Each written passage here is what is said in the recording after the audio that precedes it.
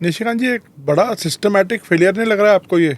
क्योंकि देखिए, central government आपकी है और जो घुसपैठ की बात आपने की, अगर बांग्लादेशी इस लेवल से अंदर घुस रहे हैं तो इसकी जिम्मेदार कौन है? जैसे कि ममता दीदी भी ये बोल रहे हैं कि ये तो सेंट्रल गवर्नमेंट का इसमें रोल है कि आपको रोकना है देखिए, इन्फिल्ट्रेशन को। दो चीज़ें मैं अपने इलाके के लिए कर रहा हूँ।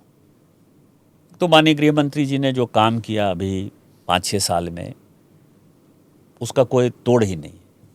नक्सलिज्म 112 ज़िले में थे, आज वो 5-6 ज़िले में सिमट गए होंगे। चूँकि मैं नक्सलाइट ज़िले से सांसद हूँ तो इसलिए मुझे पता है कि उन्होंने क्या काम किया है। जो बात आप कह रहे हैं ना, हमारे यहाँ जो वोटर बढ़े या हमारे यहाँ जो पॉपुलेशन बढ़ा, वो 2004 से लेकर 2014 तक बड़े पैमाने पर बढ़ा। और मैं आपको ले जाऊंगा पाकुड़ और साहबगंज, मेरे यहाँ आप चलिए,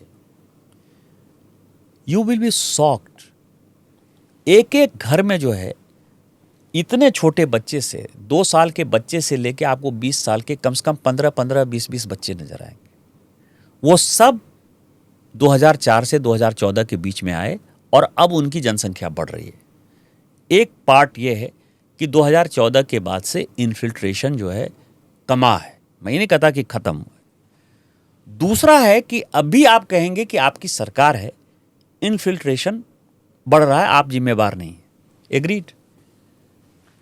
जो माननीय गृह मंत्री जी ने लोकसभा में कहा on the floor of the house, और अभी पुरानी बात नहीं है, अभी उन्होंने मार्च के महीने में कहा, उन्होंने कहा कि हम पूरे बांग्लादेश के इलाके में फेंसिंग करना चाहते हैं।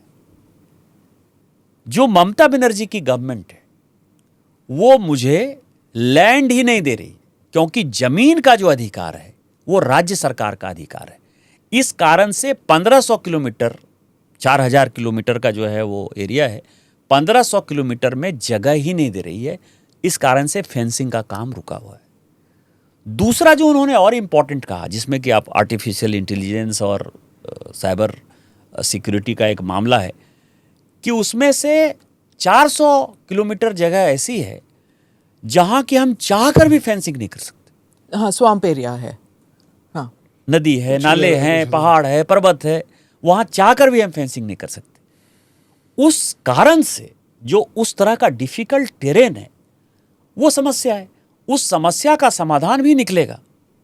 जो माननीय मोदी जी हैं और जो माननीय अमित शाह जी हैं, गृह मंत्री जी, इन दोनों के बारे में दुनिया ये जानती है ना। मुझे बोलने की कार्यकर्ता के नाते इतनी आवश्यकता नहीं है कि वो छोड़ेंगे नहीं इन चीज़ों को। आज नहीं कल बंगाल में जब सरकार बदलेगी तो आपको माहौल जो है बदलता हुआ नज़र आएगा। और जो पूरा इलाका है, मालदा, मुर्शिदाबाद, कलियाचक, बीरभूम, 24 परगना, किशनगंज, अररिया, पूर्णिया, कटिहार, मेरे यहाँ का पाकुड़, साहबगंज, जामताड़ा, गोड्डा, ये सारे एरिया जो मुस्लिम बाहुल्य हो गए हैं बांग्लादेशी घुसपैठियों से, मुस्लिम बाहुल्य मतलब बांग्लादेशी घुसपैठियों से, वो सारे लोग यहाँ से बाहर निकाले जाएंगे। जैसे आसाम में आप देख रहे हैं कि हेमंत बिस्वा शर्मा कितना मजबूत ड्राइव कर रहे हैं। कल भी उन्होंने जो है 30,000 एकड़ ज़मीन जो है ये किया। और उसमें मैं एक आपको बड़ी बात बता दूं कि ये सभी जो है वायनाड जा रहे हैं या कुर्ग में जो है बसने की कोशिश कर रहे हैं। कल ही मुझे जो है कई एक फ़ोन केरल से आए हैं और कई एक फ़ोन कुर्ग से आए हैं कि जो आसाम से भगा रहे हैं बांग्लादेशियों को, उन सबों को जो है कर्नाटक और केरल में बसाया जा रहा है। तो इनको देश से डिपोर्ट नहीं किया जाता क्या? आगे मतलब देश में ही छोड़ दिया जाता है, चलो या तुम दूसरी स्टेट में चले जाओ? जब डिपोर्टेशन की बात सब जैसे डिमोलिशन का होता है शुरू हो गया, तो ये लोग तब तक बीच में ही जो है भाग जाते हैं। तो ये तो बड़ा फेलियर है ना सर सिस्टम का। लाइक इसको हम कैसे एक्सक्यूज करते हैं? अगर हमें बाहर निकालना पर्पस है तो फिर तो वो देश के अंदर ही कहीं ना कहीं आ जाएंगे। देखिए, उसके लिए मैंने आपको कहा कि राज्य, लॉ एंड ऑर्डर और जमीन, जो 2 विषय हैं, वो राज्य सरकार के विषय हैं। तो ये तो हेमंत तो आपकी सरकार है। यदि हमारी सरकार वहां भगा रही है, हाँ। या तो बंगाल में बस जा रहे हैं, बंगाल में कहेंगे मेरे रिश्तेदार हैं, क्या करिएगा? अभी आपको ध्यान हो कि महाराष्ट्र के अंदर, मुंबई के अंदर जब भगाए जा रहे हैं तो सभी कह रहे हैं कि बंगाली स्पीकिंग के ऊपर जो है आप अटैक कर रहे हो। उसका आधार कार्ड लेके जो है बंगाल की सरकार खड़ी हो जा रही है। जो उड़ीसा में हो रहा है, महुआ मोइत्रा ने कहा कि उनकी कॉन्स्टिट्यूएंसी के लोग उड़ीसा गए थे, उनके पास आईडी थे, लेकिन वहां पे जो है उनको पकड़ के उनको बंद कर दिया गया है। आधार कार्ड फेक आधार कार्ड बना हुआ है ना। अब आधार कार्ड जो है, अब आधार कार्ड के बारे में भी कंफ्यूजन है। और वर्क परमिट भी था उनके पास, इसके बावजूद वर्क परमिट तो जो कंपनी ले जाती है हाँ। वो वर्क परमिट देती है ना। हाँ। वर्क परमिट तो हमारे यहाँ नहीं, कुछ हाँ। है ही नहीं, ना राज्य सरकारी सरकार, राज्य सरकार देती है ना केंद्र सरकार देती है। जो कंफ्यूजन इसी बात, आधार जो है, चूंकि हमारी कमेटी ने उसको रिजेक्ट किया हुआ था, मैं फाइनेंस कमेटी में था जब आधार, और आपको पता है इलीगल जो है आधार कार्ड बनवाते रहे मनमोहन सिंह जी। जब हमारी सरकार आई तो हमारी सरकार ने जो है आधार को एक कानूनी दस्तावेज माना। लेकिन उसमें जो फर्क है, जो लोग दुनिया नहीं समझती है, कि आधार कार्ड हमने उनको दिया जो रेसिडेंट ऑफ इंडिया है। रेसिडेंट ऑफ इंडिया कौन है? जो 6 महीने से किसी कारण से हिंदुस्तान में रह रहे हैं, वो आधार कार्ड उनके लिए सिटीजनशिप डॉक्यूमेंट नहीं है। वो सिटीजनशिप डॉक्यूमेंट नहीं। और यही कंफ्यूजन है जो हंगामा होता है कि आधार कार्ड रहते हुए आप कैसे भगा रहे हो। आधार कार्ड प्रमाण नहीं है आपकी नागरिकता का। हम तो आपसे नागरिकता का प्रमाण पत्र मांग रहे हैं। जो लोग, जो ड्राइव चल रहा है, आप दिखा दो ना कि हम वहाँ के हैं, मेरा जमीन था, मेरा मूल रहती है। आप आधार कार्ड के आधार पर कहते हो कि हम सिटीजन को भगा रहे हैं। और इसीलिए करे तृणमूल कांग्रेस के जो भी नेता बात कर रहे हैं, उसके पीछे रीजन है कि वही वोट है। बांग्लादेशी घुसपैठिए को जिस दिन हम बंगाल से भगा देंगे, तृणमूल कांग्रेस, सीपीएम और कांग्रेस कभी भी जो है सत्ता में वहाँ वापसी नहीं कर सकती। सर अभी हमने देखा कि आपका काफ़ी कन्फ्रंटेशन चढ़ा, उस पर फिर कोर्ट का भी इंटरवेंशन हुआ। उस एपिसोड के बारे में अगर आप कुछ बताना चाहें पॉडकास्ट में। मामला सब जुडिस है। लोकसभा को जो डिसीजन लेना था वो लोकसभा का डिसीजन हो गया और हाई कोर्ट में ये केस चल रहा है। और हाई कोर्ट में केस चल रहा है तो मुझे लगता है कि इसके बारे में मुझे बहुत टिप्पणी नहीं करनी चाहिए। आपका पॉलिटिकल और पर्सनल तू मैं चलता ही रहता है महुआ जी के साथ। देखिए, जब आइडियोलॉजी अलग हो, हम पॉलिटिक्स में, और पॉलिटिक्स में कोई भी पॉलिटिकल पार्टी यदि चलती है तो वो पूरे ट्रांसपेरेंसी के साथ चलती है। हम सांसद यदि हैं तो ट्रांसपेरेंसी होनी चाहिए कि हमारा पीए कौन है, हमारा काम कौन देख रहा है। और यदि समस्या है कहीं तो पूरे पॉलिटिकल सिस्टम में समस्या है। और हम ये कहें कि नहीं, मैं दुनिया का सबसे ईमानदार आदमी हूं और वो चोर है, समस्या वहाँ है। इस कारण से जिन लोगों के साथ भी समस्याएं हैं, मेरे पॉलिटिक्स में लगभग मेरी समों से दोस्ती है। मैंने आज तक कभी किसी के साथ व्यक्तिगत तू मैं नहीं हुई, कभी व्यक्तिगत तू मैं नहीं हुई। जिन लोगों के साथ तू मैं हुई, मैं व्यक्तिगत ये मानता हूँ कि ये उनकी समस्या होगी, वो मेरी समस्या। सर मैं एक बार थोड़ा दोबारा बांग्लादेश वाले मुद्दे पे वापस आना चाहता हूँ। क्रिटिक्स का कहना ये है कि एक मुस्लिम कम्युनिटी को टारगेट किया जा रहा है। आप लोग मतलब बांग्लादेश के नाम पर लोगों को टॉर्चर कर रहे हैं ताकि वो वोट देने से थोड़ा थोड़ा परहेज करें, और आप लोगों का जो एक कोर वोट बैंक है वो अफेक्ट ना हो। और इलेक्शन कमीशन पे भी लालचन है कि वो गोदी कमीशन बन गया। लगातार ऑपोजिशन ये बोल रहा है कि इलेक्शन कमीशन का इस्तेमाल किया जा रहा है इसके लिए, चाहे वो बिहार हो या बंगाल हो या जो भी अलग मिसयूज स्टेट किया जा रहा है, गलत इस्तेमाल। इलेक्शन कमीशन एक स्वतंत्र इकाई है। अपने दिल से जानिए पराये दिल का हाल। कई एक इलेक्शन कमिश्नर ऐसे हैं, रिसेंटली एमएस गिल उसके सबसे बड़े उदाहरण हैं, कि जो चीफ इलेक्शन कमिश्नर हुए और कांग्रेस ने उनको मंत्री तक बना दिया। हमने आज तक किसी इलेक्शन कमिश्नर को जो है सांसद नहीं बनाया है, मंत्री नहीं बनाया है, इसलिए मुझे किसी के सर्टिफिकेट की आवश्यकता नहीं। इलेक्शन कमीशन अपना काम कर रहा है। इस देश में हिंदू, मुस्लिम, सिख, ईसाई, बौद्ध, जैन, पारसी, यहूदी इस देश के नागरिक हैं। उनको कोई सरकार चाह भी ले तो भी जो है उनके साथ गलत नहीं कर सकती। भारत का संविधान उनको वो अधिकार देता है। समस्या कहां है? समस्या है बांग्लादेशी घुसपैठियों से। और यदि बांग्लादेशी घुसपैठिए मुसलमान हैं तो हम क्या कर सकते हैं? बांग्लादेशी हिंदुओं का जहां तक सवाल है, सिख का जहां तक सवाल है, बौद्ध जैन का जहां तक सवाल है, वो सीए के दायरे में जो है आते हैं और उनको भारत के संविधान ने, कानून ने ही उनको प्रोटेक्शन दिया हुआ है। तो एक्सक्लूड तो मुसलमान हैं, और जो बाहर के मुसलमान हैं उनके साथ यदि इलेक्शन कमीशन कुछ कर रहा है तो आप उसको यदि हिंदू मुसलमान के चश्मे से देखना चाहते हो तो आपकी मजबूरी है। भारत के संविधान के हिसाब से जो चुनाव आयोग कर रहा है वो सही कर रहा है। निशिकांत जी, आप एक्सटर्नल अफेयर्स की कमेटी में भी रहे हैं और आपका एक ओवरऑल 360 व्यू रहता है चीज़ों को लेके। तो जिस स्टेट से आप आते हैं और आप जो बांग्लादेशी वाली बात लगातार कर रहे हैं, अब वहाँ पे भी सत्ता परिवर्तन हुआ है और काफ़ी एक रेडिकल गवर्नमेंट वहाँ पर है, तो आपको लगता है कि ये प्रॉब्लम अभी आने वाले दिनों में और एग्रावेट हो सकती है? नहीं होगी, लेकिन मुझे भरोसा ये है कि बिहार चुनाव अभी एनडीए बड़े मार्जिन से जीतेगी, और बंगाल का चुनाव जो है हम फरवरी मार्च में जब भी चुनाव होगा तो हम जीतेंगे। आप झारखंड की बात कर रहे हो कि बंगाल? मैं सारी स्टेट्स की मैं इसीलिए कह रहा हूँ कि जो बांग्लादेशी घुसपैठी आ रहे हैं उसका जो सेंटर है, केंद्र है, वो बंगाल है। बिहार के चुनाव का असर जो है वो बंगाल पर पड़ेगा, और बंगाल में जिस दिन भारतीय जनता पार्टी की सरकार आ जाएगी तो फिर झारखंड सरकार चाहकर भी बांग्लादेशी घुसपैठियों को नहीं पर ले सकती। आपकी तो सीट घटे हैं वहाँ पे। हमारा 25 था, अब 26 हो गया। 26, हाँ। तो मतलब सीटें सर, जहाँ लेकिन ये थे बहुत हम बड़ा वहीं एलिगेशन आप लगा रहे हैं कि आप कह रहे हैं कि बंगाल सरकार ही इस घुसपैठ की जिम्मेदार है मूलतः। सभी जानते हैं, मतलब उसमें मुझे बोलने की आवश्यकता नहीं है। और इसीलिए मैंने आपको कहा ना कि मैंने जिले का नाम बताया कि आप मालदा मेरे साथ चलिए, मुर्शिदाबाद चलिए, बीरभूम चलिए, 24 परगना चलिए। यदि आपको कोई कल्चर भारत से मिलता हुआ नज़र आ जाए वहाँ के रहने वाले लोगों से, हमारे यहाँ पाकुड़ चलिए, साहबगंज चलिए, किशनगंज चलिए, अररिया चलिए, तो फिर आप मुझे कहिए।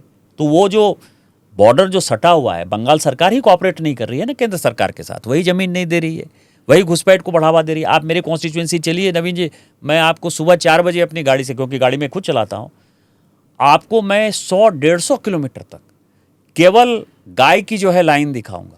वो सारी गायों का जाने का रास्ता वही है, और वो सब बांग्लादेश जाते। तस्करी का बुरा हाल है और वहाँ के घुसपैठ का बुरा हाल है। मतलब वो इलाका जो है, और केवल बंगाल सरकार के असहयोग के कारण ये सारी चीज़ें हो रही। तो वहाँ बीएसएफ है तो सही, वो क्यों नहीं रोक रहे? बीएसएफ, मैंने आपको जैसे बताया, तस्करी क्यों, वो तो उनको रोकना चाहिए फिर। बीएसएफ जो है, बीएसएफ का एक दायरा है, लॉ एंड ऑर्डर बीएसएफ के पास नहीं है ना। बीएसएफ यदि किसी को पकड़ेगी, किसको हैंड ओवर करेगी? पुलिस को, और पुलिस उसको थाने से छोड़ देगी। मेरे ऊपर 45 केस हैं राज्य सरकार ने किए हैं, उसमें 3 केस ऐसे हैं जिसमें कि मैंने तस्कर को पकड़ा है, पुलिस को हैंड ओवर किया है। पुलिस उस तस्कर को और उस गाय को पकड़ने, मतलब कम से कम आप समझिए कि 10,000 गाय पकड़ी हमने। मैं अलग अलग इंसिडेंट है। तस्कर को मैंने, मेरे साथ जो एस्कॉर्ट चल रहा है, मतलब जो एसएचओ है उस थाने का, उसको मैंने कहा है कि ये पकड़ लो, उसने पकड़ लिया। और जब वो थाने आता है मुझे एस्कॉर्ट से छोड़कर, तो वो तस्कर मेरे ऊपर एफआईआर करता है, और वो तस्कर तो छूट ही जाता है, वो कहाँ चला गया नोबडी नोज। इस बार बिहार के चुनाव में क्या असर पड़ने वाला है इन सब का? बिहार में एनडीए मुझे लगता है कि 2/3 बहुमत से जीतेगी। ये जो आप कह रहे हैं सीमांचल पे जो इफेक्ट हुआ है, मुसलमान वोटर तो आपको वोट नहीं देगा। नहीं, मुसलमान वोटर मुसलमान को ही वोट देते ना। वहाँ तो मुसलमान में ओवैसी के 5 आदमी जीते उसी सीमांचल से, और वो चले गए वो आरजेडी सभी में। आरजेडी में जीत गए, सब चले गए। तो ये तो मुसलमान वोटों के जो संरक्षक हैं, ओवैसी जी, कांग्रेस जी और आरजेडी, ये अपना सोचते रहे। जहाँ तक हमारा सवाल है, हम मुसलमानों के लिए अच्छा ही काम किए हैं। माननीय मोदी जी की जितनी योजनाएं हैं वो मुसलमानों के पास ज़्यादा जा रही हैं। तो जो भी गरीब मुसलमान होंगे, जैसे वक्फ एक्ट पास हुआ, हमने गरीब मुसलमानों के लिए करने का कोशिश किया, तो हमारा भरोसा है कि गरीब मुसलमान हमको ये वोट जो देंगे। अल्ट्रा राइट विंग है, आपकी पार्टी के जो समर्थक हैं जो अल्ट्रा राइट पे हैं, वो बहुत नाराज हैं मोदी जी से और आपकी पार्टी से कि आप जो हैं वो, आप हिंदू सुप्रीमिस्ट कहे जाते हैं आपकी पार्टी, लेकिन आप इतना कुछ करते हैं मुसलमानों के लिए। तो 2 व्यूज हैं इसके बारे में, क्यों आप कर रहे हैं? जो आपको वोट देंगे ही नहीं, आप उनके लिए भलाई करते जा रहे हैं। जो उस तरह के लोग हैं वो खुद ही प्रधानमंत्री बनकर जो है मुसलमानों को भगा के दिखा देना। ये देश संविधान से चलता है। संविधान में जो है किसी प्रकार का कोई भी फंडामेंटल परिवर्तन नहीं हो सकता। दुनिया की कोई ताकत संविधान में किसी प्रकार का फंडामेंटल परिवर्तन कर ही नहीं सकती। ये देश इसी तरह से चलता है, और उसमें हिंदू, मुस्लिम, सिख, ईसाई, बौद्ध, जैन, यहूदी, फारसी, सबको जो है, पारसी, सबको बराबर का अधिकार है।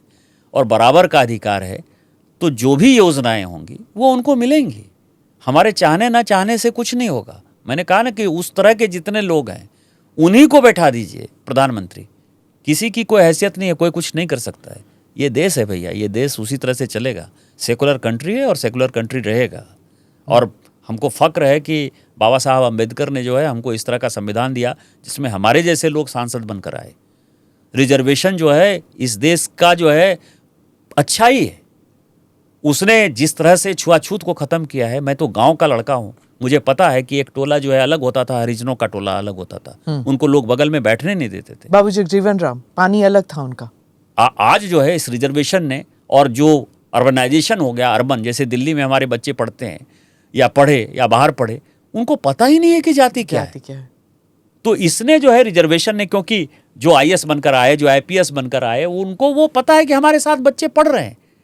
तो जाति खत्म करने में रिजर्वेशन का, और गरीबों को ऊपर लाने में संविधान का, और सभी को अधिकार देने में, सभी धर्म के लोगों को अधिकार देने में संविधान का बड़ा योगदान है। और इस संविधान के लिए जो है अपने को गौरवान्वित होना चाहिए। सर, मैं ओवैसी वाली बात पे वापस आता हूँ। आपका बड़ा आजकल लव हेट रिलेशनशिप चल रहा है।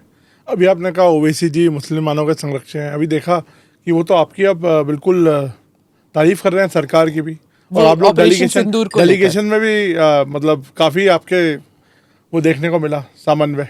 दो चीज़ें, ओवैसी जी जिस कॉन्स्टिट्यूएंसी को रिप्रेजेंट करते हैं, जिस विचारधारा को रिप्रेजेंट करते हैं, वो एक्सट्रीम जो है, जैसे हमारे यहाँ जो कहा कि अल्ट्रा राइटिस्ट विंग जो है, उसकी विचारधारा और ओवैसी जी की विचारधारा उस मुद्दे पर एक ही है।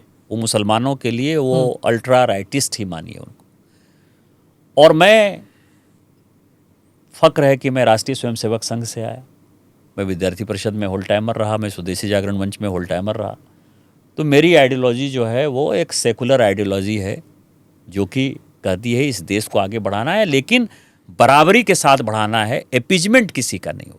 मुसलमानों को जो ये अलग से अधिकार दिए हैं कांग्रेस की सरकार ने कई एक जगह, वो नहीं होने चाहिए। रिजर्वेशन जो मुसलमानों को आप देते हैं वो नहीं होना चाहिए। एक एजुकेशनल इंस्टीट्यूशन के नाम पर जो अधिकार आप विशेष तौर पर दिए हुए हैं वो नहीं होना चाहिए। तो उसमें मेरी विचारधारा और ओवैसी की विचारधारा जो है, कभी वो नदी के रेल की उस पटरी की तरफ है, जो कि एक साथ यदि मिल जाएगी तो एक्सीडेंट हो जाएगा, तो वो अलग चलते हैं, हम अलग चलते हैं। लेकिन जहाँ तक व्यक्तिगत सवाल है, व्यक्तिगत आइडियोलॉजी से अलग हटकर, ओवैसी मेरे पार्लियामेंट में यदि मेरे कुछ बड़े करीबी मित्र हैं, पारिवारिक मित्र हैं, तो उसमें ओवैसी भी एक है, और आज से नहीं है, वर्षों से। तो ओवैसी के साथ कोई लव हेट का रिलेशन नहीं है, आइडियोलॉजिकल रिलेशन है, उसके साथ लड़ाई है, उनके साथ रहती रहेगी। और ओवैसी भी इस चीज़ को एक्सेप्ट करते हैं। मैं आपको बताऊं, तेलंगाना का इलेक्शन था, और आज तक के लाइव शो में तेलंगाना विधानसभा का उनसे पूछा गया सेकुलरिज्म का, और उनसे तो उन्होंने, ओवैसी जी ने जो खुद जवाब दिया उसी को मैं रिपीट कर दे रहा हूँ। उन्होंने कहा कि किस सेकुलरिज्म की बात करते हो, किस आइडियोलॉजी की बात करते हो। मेरे ऊपर उत्तर प्रदेश में गोली चली, 6 गोली चली। पहला व्यक्ति जिसने मुझे फ़ोन किया मेरी खैरियत पूछने के लिए, वो भारतीय जनता पार्टी का निशिकांत दुबे था। और पार्लियामेंट में आकर मेरे से गले यदि कोई मिला, और आज तक राहुल गांधी, लालू प्रसाद जी की पार्टी, मुलायम सिंह जी की पार्टी, कोई पार्टी ने मेरी कोई खोज खबर नहीं ली। तो इसलिए आइडियोलॉजी अपनी तरफ है, व्यक्तिगत संबंध। आपकी पर्सनल लाइफ में भी ये है ना, आपके पिताजी लेफ्टिस्ट आइडियोलॉजी के, और आप फिर आरएसएस में जाते हैं, विद्यार्थी परिषद में जाते हैं। आप मैनेज कैसे करते हैं परिवार में ऐसे दो आइडियोलॉजीज? देखिए, दो चीज़ें हैं। एक तो मेरा जो पुश्तैनी घर है वो कंप्लीट कम्युनिस्ट जो है जीतते रहे 2010 में, और जब मैं सांसद हो गया तो मुझे लगा कि ये मेरे लिए बड़ा गलत हो गया, क्योंकि बिहार में है मेरा घर, विक्रमशिला मेरा घर है, मैं एमपी झारखंड से हूँ। तो मैंने काफ़ी प्रयास करके ऐसा सिचुएशन पैदा किया कि वो कॉन्स्टिट्यूएंसी रिजर्व हो गई, और पहली बार 2010 में 1951-52 के बाद पहली बार वहाँ से भारतीय जनता पार्टी का एमएलए हुआ। मेरे पूरे दादा परिवार के लोग कम्युनिस्ट रहे, क्योंकि कम्युनिस्ट उस वक्त जो है कई एक लोग शौक से भी हुए, जिनको ज़मीन बचाना था।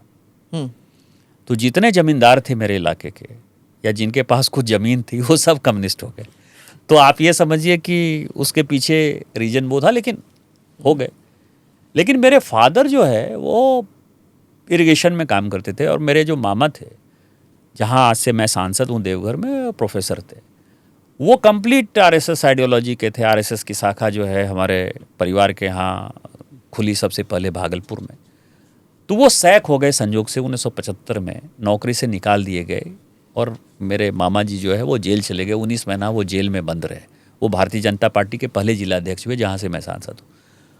तो उन चीज़ों का जो असर हुआ, तो मेरे फादर ने मतलब 77-78 के बाद से एक तरह से समझिए शिफ्ट किया। अपनी, नहीं शिफ्ट नहीं किया, वो चुप हो गए। और मेरे जैसे बच्चे यदि विद्यार्थी परिषद संघ की शाखा में जाने लगे तो उसको उन्होंने रोका नहीं। तो वो एक शिफ्ट है। ठीक है मैम। हाँ, ये हुआ था शायद बिहार झारखंड एरिया में, दैट नक्सल प्रभाव जो पहले था आनंद मार्गियों का, नक्सलों का, इन दैट एरिया जो प्रभाव था, उसके बाद वो थोड़ा कम हो गया और अब तो ना के बराबर है, खत्म हो गए, खत्म ही है। हाँ, अमित शाह उनका जो अभियान चला है पिछले कुछ बड़ा वर्षों अभियान में। है। अच्छा, आपको कॉन्स्टिट्यूंसी में बाबा क्यों कहते हैं? नहीं, उसका कारण यह है कि वहाँ 12 ज्योतिर्लिंग का एक ज्योतिर्लिंग है। हाँ। और यदि मैं अपनी कॉन्स्टिट्यूंसी में हूँ तो सुबह और शाम मुझे वो मंदिर जाना ही जाना। अच्छा। और मैं हमेशा मानता हूँ कि मेरे जीवन में जो कुछ भी है वो दो व्यक्तियों के कारण है। एक भगवान शिव खुद, वो शक्तिपीठ भी हैं, शिव और शक्ति का मिलन स्थल है हमारे यहाँ। अभी यदि आप मेरे कॉन्स्टिट्यूंसी जाएंगे तो आप जा नहीं पाएंगे। इस 2 महीने में जुलाई और अगस्त श्रावण का चल रहा है, और सावन चलता है। कांवर लेके 105 किलोमीटर लोग नंगे पांव आते हैं। इस 2 महीने में कम से कम 1-1.5 करोड़ लोग जो है वो पूजा करेंगे। कल भी जो है 3 लाख लोगों ने पूजा किया है हमारे मंदिर में। वो लगातार कोई चीज़ यदि आपका खो जाए 105 किलोमीटर दूर तो वो हाथ के हाथ आ जाएगा, इतना रेला चलता है, मतलब इतनी आस्था है। तो उस कारण से लोग कहते हैं। तो एक तो भगवान शिव, और दूसरा जो हमारे पारिवारिक गुरु हैं वो श्यामाचरण लाहिड़ी महाशय हैं, जिनको योगी राज कहते हैं। उनके गुरु आज भी जिंदा हैं, महावतार बाबा, जिनके बारे में पहाड़ी बाबा, जिनके बारे में ये कहा जाता है कि माननीय प्रधानमंत्री जी को भी उन्होंने दर्शन दिया है। और रजनीकांत जो है उनके बहुत बड़े फ़ैन हैं। जब भी उनकी फिल्म रिलीज़ होती है तो वो पहाड़ी बाबा को ढूंढने जो है हिमालय में जाते हैं। तो लाहिड़ी महाशय और दोनों में इतनी आस्था है तो सभी लोगों को मुझे बाबा कहते हैं। Do subscribe to the ANI Clips channel to get shorter versions of this podcast. Click here to watch the full episode.